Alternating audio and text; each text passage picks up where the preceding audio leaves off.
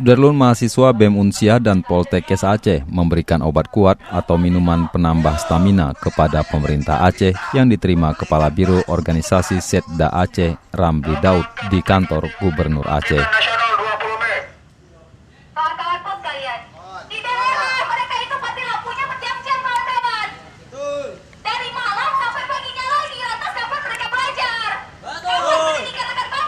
Aksi tersebut untuk mengkritisi kinerja pemerintah Aceh yang dianggap loyo.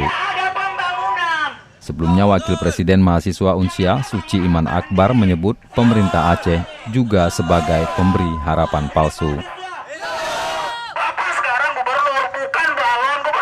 Sementara Koordinator Aksi Selamat menambahkan masa kerja Gubernur Zaini dan Muzakir Manap masih tersisa 1 tahun lagi. Oleh karena itu, pihaknya berharap kedua pemimpin Aceh tetap akur hingga 2017. Tidak ada suara dari gubernur, dari wakil gubernur, bahwasannya pada hari ini mereka sibuk dengan kampanye. Bahwa pada hari ini mereka jarang di kantor.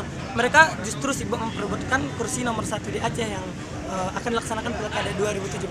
Harapannya dalam 1 tahun ini mereka bisa kompak lagi, bangun Aceh, buktikan kepedulian terhadap rakyat-rakyat di Aceh. Dari Banda Aceh, Harima Hardika, Serambi On TV.